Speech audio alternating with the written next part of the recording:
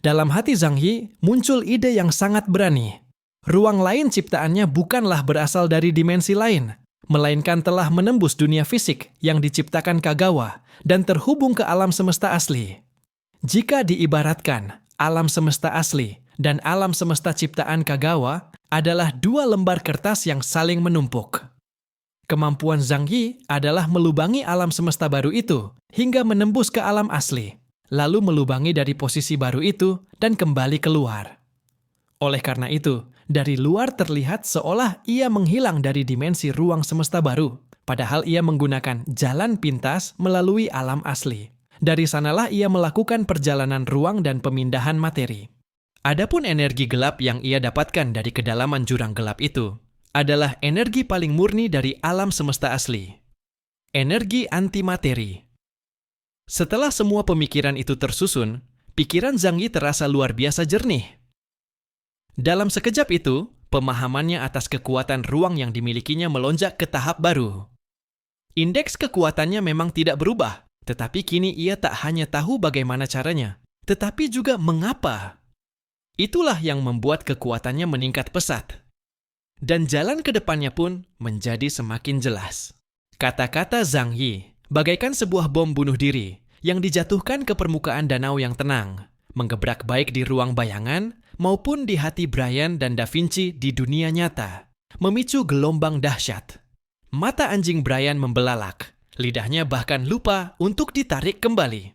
Ia bergumam, 2 lembar kertas, melubangi, antimateri. Guk! Walaupun sebagian besar aku tidak mengerti, tapi rasanya bos, sepertinya kamu menemukan sesuatu yang luar biasa. Secara naluriah, ia merasa ini mungkin jauh lebih penting daripada tulang daging favoritnya yang biasa ia sembunyikan. Namun, dibandingkan dengan silikon hadiah dari si gendut Shu, hal itu sulit untuk dipastikan mana yang lebih berharga. Profesor Da Vinci terdiam lama. Di dalam lensa teknologinya, aliran data melintas dengan kecepatan yang belum pernah ada sebelumnya, berkedip-kedip, saling berbenturan, kemudian tersusun ulang. Ia memeluk kedua lengannya sambil gemetar. Meski berusaha terlihat tenang, suaranya tetap tak dapat menyembunyikan keterkejutannya. Jenius? Tidak, ini seperti wahyu ilahi.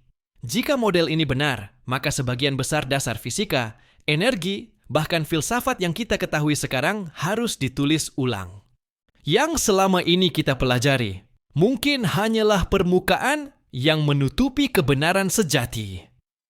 Zhang Yi, kata-katamu ini nilainya jauh lebih tinggi daripada ribuan inti epsilon. Ya, benar sekali. Ini juga menjelaskan banyak paradoks dalam ilmu pengetahuan. Masalah kecepatan cahaya yang tak bisa dilampaui terjadi karena ada aturan Sang Pencipta yang membatasinya. Namun, jika kita bisa melampaui alam semesta permukaan dan memasuki alam semesta inti, semua itu dapat diatasi. Bahkan, melalui lubang cacing ruang, kita bisa melintasi waktu. Profesor Da Vinci berjongkok di pojokan, bergumam pada dirinya sendiri, dengan sikap seperti orang gila. Hanya orang seperti Yang Xin, yang memiliki pengetahuan mendalam dalam penelitian ilmiah, yang bisa memahami mengapa ia begitu bersemangat. Zhou Ke-er, Yang Xia, dan yang lain mungkin tidak sepenuhnya mengerti kerumitan teorinya. Namun dari raut serius Da Vinci dan Yang Xin, mereka tahu ini adalah penemuan revolusioner, menyangkut inti dari keberadaan mereka.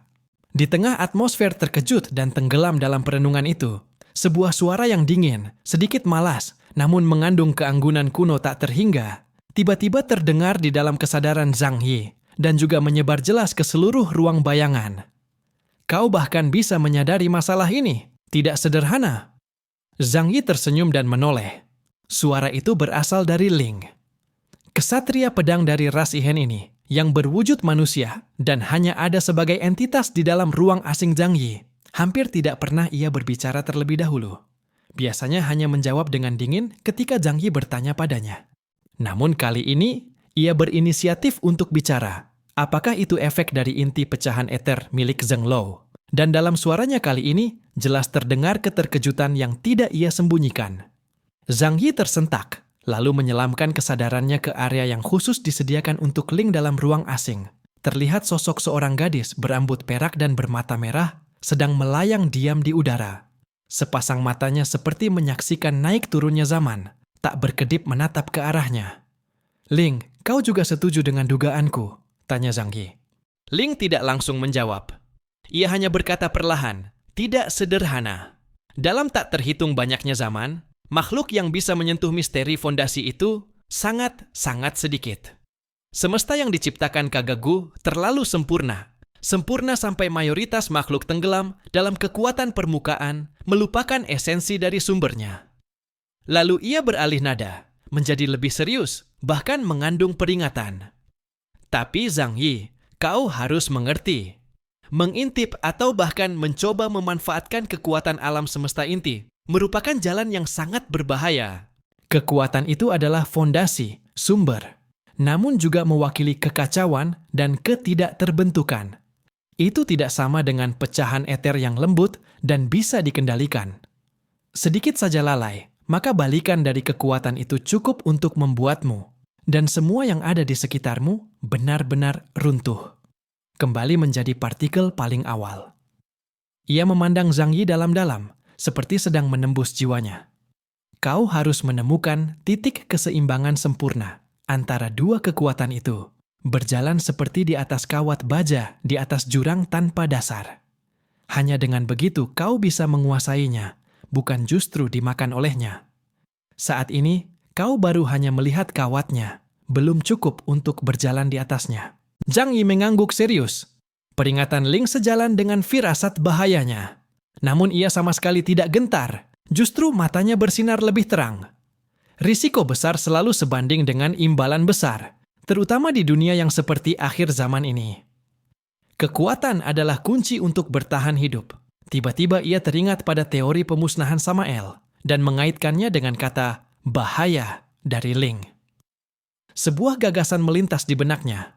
Dengan nada sedikit bercanda ia bertanya, "Ling, kalau begitu, para dewa Drakkar seperti Samael, mereka menempuh jalan menyedot kekuatan fondasi ini kan? Pantesan mereka begitu kuat, juga begitu gila. Mereka benar-benar ingin bikin semesta baru, menolak Kagagu sebagai pemimpin. Six Days, tidak heran dari generasi pertama sampai kami generasi ke-6, semua manusia dari setiap zaman harus bersatu mengalahkan mereka. Mereka jelas-jelas hendak melanggar hukum dasar Sang Pencipta." Ling hening sejenak mendengar sindiran lugas tapi tajam dari Zhang Yi. Wajahnya yang biasanya datar seperti tanpa emosi, sepertinya bergerak sedikit. Lalu ia berkata perlahan, "Penjelasanmu sangat sederhana, tapi dalam batas tertentu itu benar. Dewa Drakkar bukan ingin kembali ke sumber, tapi mencari makna eksistensi mereka sendiri. Mereka tidak mau menjadi pengamat Kagagu. Mereka menganggap ciptaan Kagagu itu belenggu, ilusi. Dan memang mereka telah menyentuh pantangan Sang Pencipta. Maka penghancuran mereka pun tak terhindarkan."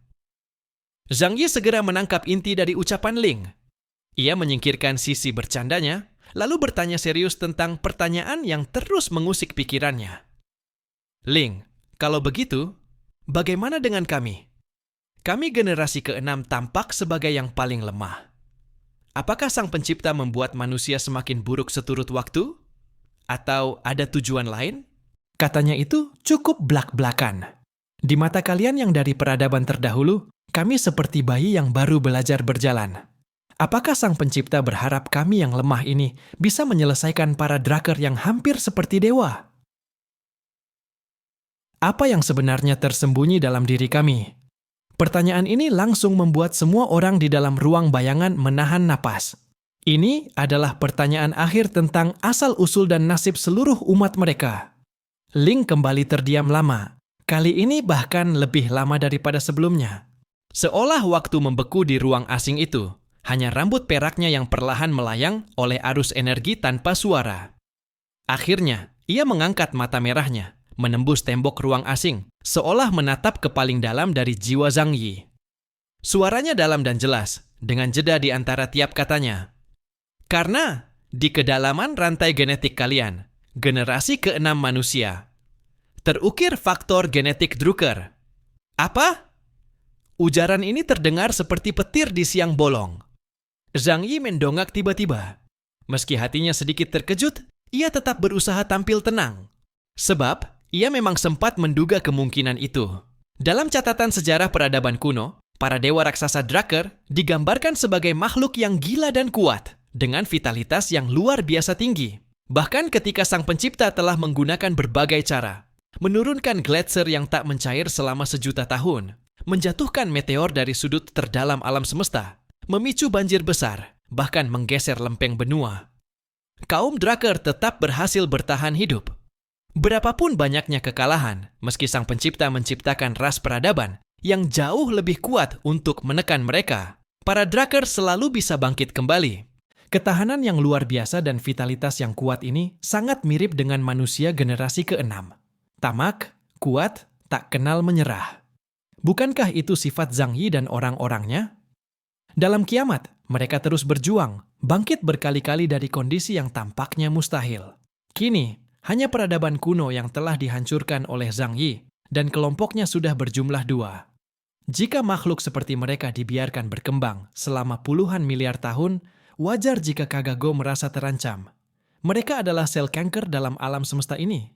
Di dalam ruang bayangan, terdengar suara orang-orang yang terkejut sampai terisak.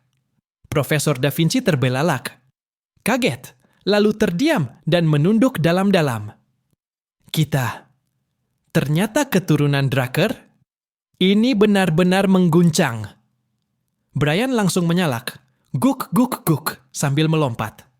Namun tak lama kemudian, ia tertegun. Kalian keturunan Drakar, terus itu ada hubungannya apa sama gua? Gua kan anjing. Setelah menyadari hal ini, ia menghembuskan napas panjang. Sial, hampir aja gua ikutan terbawa suasana. Zhou Ke menutup mulutnya, cangkir di tangan yang Xia hampir terjatuh. Bahkan yang Xin yang biasanya tanpa ekspresi, kini menyorotkan sedikit kecemasan di matanya. Gen generasi ke-6 ternyata mengandung bagian dari gen Drakar. Kebenaran ini terlalu mengejutkan, hampir menghancurkan seluruh keyakinan mereka. Mereka diciptakan oleh sang pencipta sebagai alat untuk membersihkan para pemberontak, tapi dalam tubuh mereka justru mengalir darah para pemberontak itu. Zhang Yi segera menenangkan diri. Otaknya bekerja cepat. Berbagai petunjuk mulai terhubung.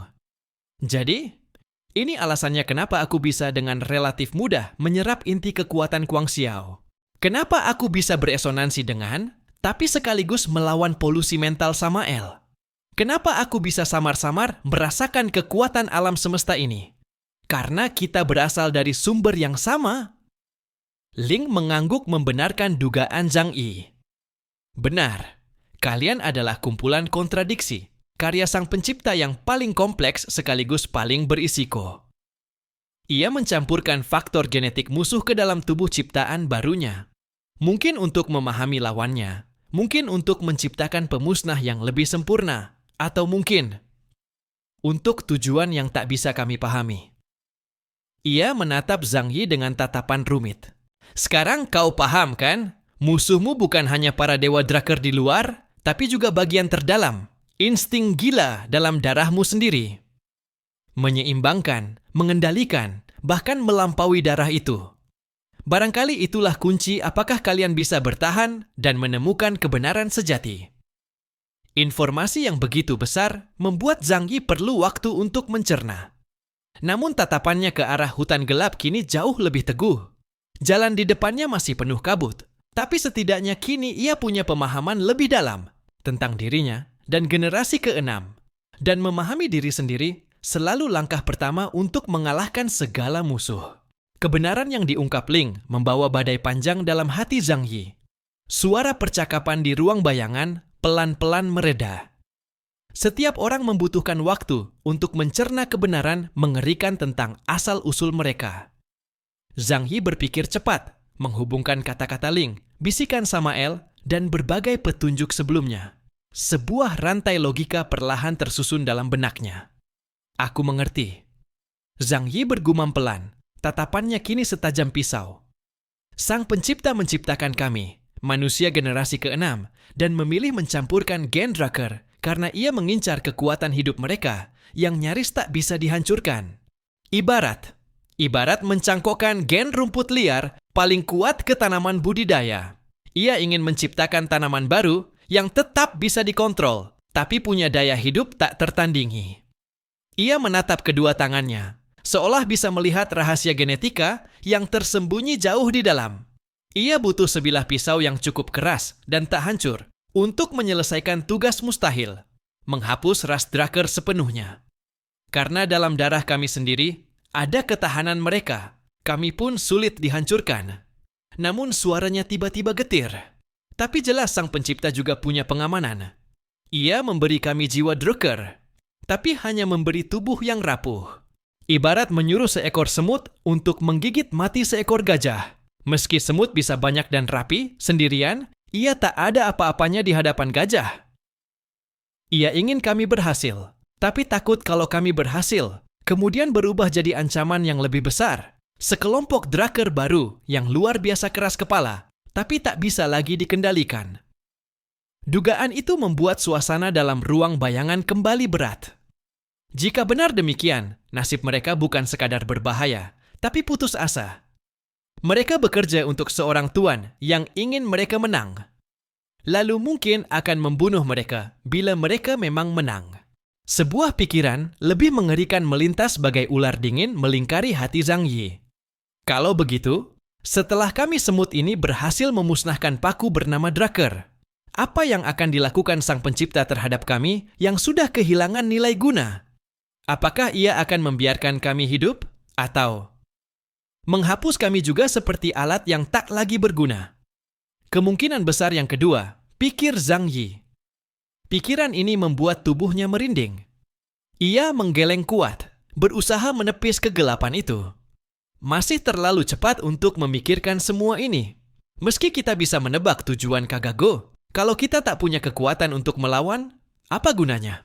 Ia meneguhkan diri, sorot matanya kembali tajam. Yang penting sekarang adalah bertahan hidup, menjadi lebih kuat. Hanya dengan kekuatan, kita bisa mendapat suara dalam perubahan apapun.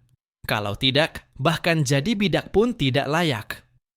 Ia menarik napas panjang, kembali fokus pada keadaan sekitar. Hutan matahari gelap penuh bahaya, tak mengizinkan dirinya terus tenggelam dalam kecemasan masa depan. Sudah cukup istirahat, saatnya bergerak. Brian mendengar perintah itu, langsung bersiap. Ia menunduk, hidungnya mencium sisa aroma samar dari udara. Ke arah sana, masih ada bau si bakar tulang dan bocah buta itu. Walaupun makin tipis, tapi arah mereka tetap jelas. 2 orang dan seekor anjing terus menyusuri hutan yang gelap dan penuh keanehan. Pemandangan di sekitar semakin tandus. Pohon-pohon yang bengkok perlahan digantikan oleh batuan aneh yang terjal, dan permukaan tanah pun berubah menjadi keras. Deretan pilar batu hitam menusuk langit. Di kedalaman hutan matahari gelap, jalanan berubah menjadi perbukitan yang curam dan berkelok-kelok. Lapis demi lapis, seolah-olah mereka telah jatuh ke dalam negeri dengan pegunungan tak berujung. Untungnya, mereka memiliki Brian sebagai penunjuk jalan. Jika hanya mengandalkan penglihatan, kemungkinan besar mereka sudah tersesat. Setelah menempuh perjalanan cukup jauh, Brian tiba-tiba berhenti dan mencium dengan kuat sebuah gumpalan berwarna hitam tak dikenal di samping jalan. Gok! Ini baunya. Kotoran. Waktunya kira-kira 3 hari yang lalu. Xu Pangzi yang berada di dalam bayangan Zhang Yi mendengar kata-kata Brian melalui saluran internal dan tak tahan mengoloknya. Aduh, Mbah Bu, berhati-hatilah ngendusnya. Siapa tahu itu sesuatu yang bagus. Tapi gue ingetin, jangan sampai penasaran terus nyicipin. Di hutan gelap ini, apa saja bisa terkutuk. Omong kosong! Bulu Brian langsung mengembang karena marah. Ia menoleh ke arah bayangan Zhang Yi sambil memperlihatkan giginya. Kau kira aku sama kayak kau yang makan apa saja? Aku cuma makan dog food kelas atas, buatan khusus Nona yang Xia. Benda aneh kayak begini, gratis pun aku nggak mau. Kalau kau masih ngoceh, habis pipis nanti kusenggol ke celanamu. Keluar dan berkelahi kalau berani. Sana, ayo ke sini, coba aja gigit aku. Beres. Xu Pangzi sama sekali tidak gentar dalam bayangan itu. Dengan wajah menyebalkan, ia tertawa dan berkata, Kau gigit aku gigit balik. Terus kenapa? Itu tetap nggak akan mengubah kebiasaanmu. Semua orang pun sedikit terhibur oleh selingan tak terduga itu. Suasana tegang pun sedikit mencair. Zhang Yi pun tertawa terbahak-bahak. Candaan seperti ini, selama tidak berbahaya, memang ampuh sebagai pelepas ketegangan dalam kondisi seperti ini. Jadi, itu kotoran ya? Milik siapa? Itu adalah petunjuk penting. Dengan penuh keyakinan, Brian menjawab, punya gadis kecil itu. Zhang Yi terdiam sambil menyilangkan tangan. Rasa-rasanya kau mulai terdengar agak menyimpang. Guk, guk, guk, guk, guk, guk, guk, guk. Brian melompat ke samping, menggeram protes dengan marah. Hei, kau yang nyuruh aku melakukan ini. Sekarang malah merendahkanku. Emangnya kenapa kalau itu milik perempuan? Kalau perempuan gak buang kotoran, terus gimana? Itu prasangka. Gak ada toilet di sini. Kalau gak buang di alam terbuka, apa harus ditahan sampai sakit? Brian berdiri dengan dua kaki belakang dan hendak menerkam Zhang Yi dengan kedua cakarnya. Zhang Yi segera menahan dua kaki depannya. Oke, aku ngerti. Tenangin emosi dan selera makamu. Yang penting sekarang, kita sudah tahu arah kita benar. Lanjutkan. Selera makan. Brian tertegun, lalu mendadak sadar bahwa Zhang Yi sedang membahasnya, dan langsung guk guk guk, marah-marah lagi. Pada akhirnya, setelah Zhang Yi berjanji akan menciptakan pacar anjing super realistis untuknya sepulang dari sini, barulah Brian bersedia meneruskan pencarian. Sepanjang perjalanan, ia menundukkan kepala sambil mencari jejak bau milik Shun Liuxing dan Fen Gu.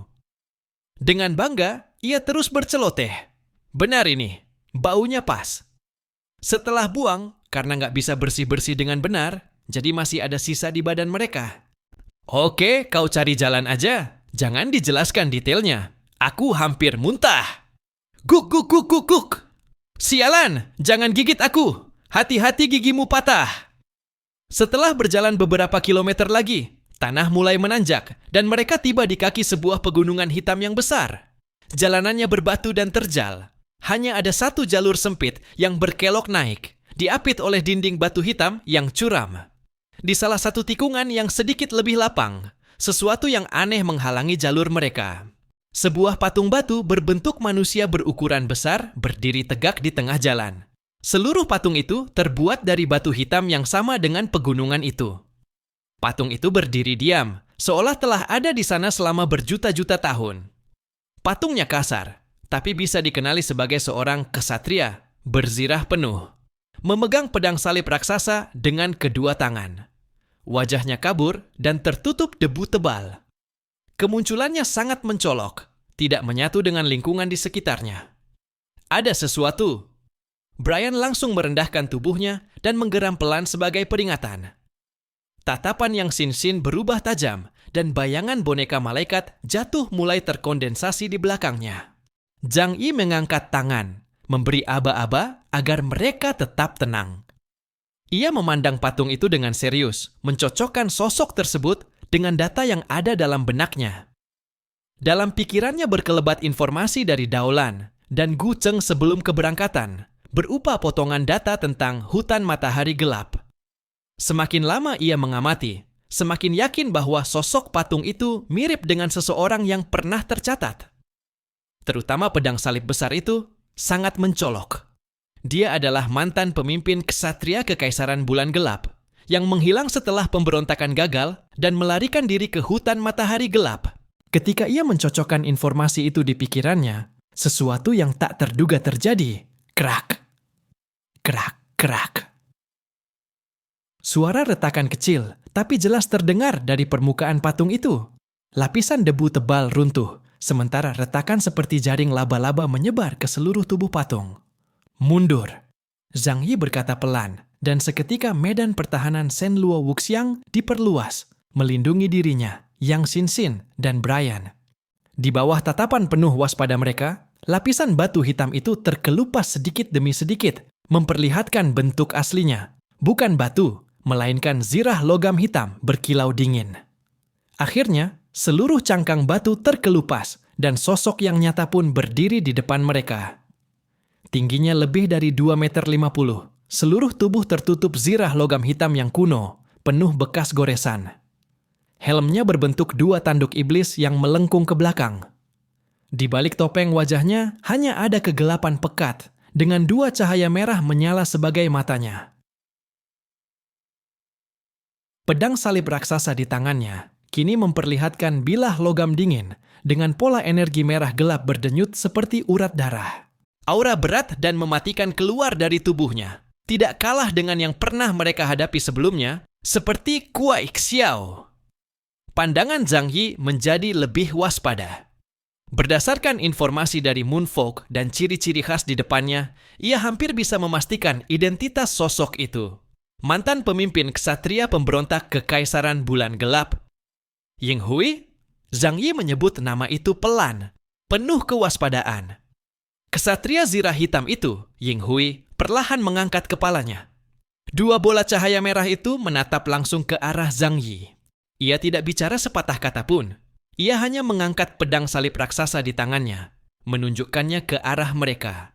Gerakannya sendiri sudah cukup sebagai deklarasi perang. Pertempuran baru tampaknya tak terhindarkan lagi. Ksatria hitam itu berdiri tegak bak sebuah menara baja di tengah jalan. Kedua matanya yang merah darah menembus celah helm, menatap lurus ke arah Zhang Yi. Pedang besar berbentuk salib berwarna hitam diangkat tinggi. Ujungnya mengarah dingin kedua manusia satu anjing yang datang. Tatapan itu sama sekali tidak memancarkan emosi apapun, hanya menyisakan dingin yang abadi dan kehampaan kematian. Orang luar, suara rendah dan serak seperti gesekan batu, terdengar dari balik helm dengan gema aneh. Dari mana kalian datang? Seumur hidupnya, ini pertama kalinya ia melihat manusia dari bumi. Rasa penasarannya sangat kuat. Zhang Yi menatapnya, lalu menjawab singkat, "Bumi." Jawabannya sederhana dan padat. Di saat yang sama ia menilai kekuatan aura lawannya dalam diam. Tidak kalah sedikit pun dari Kuang Xiao yang ia hadapi sebelumnya. Rasa tekanannya amat kuat.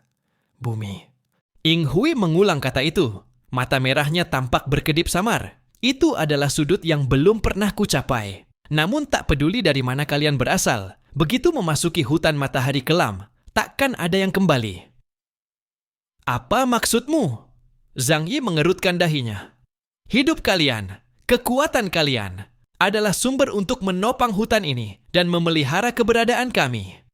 Nada suara Ying Hui tenang tanpa gelombang, seolah hanya mengutarakan fakta yang tak perlu dipertanyakan lagi.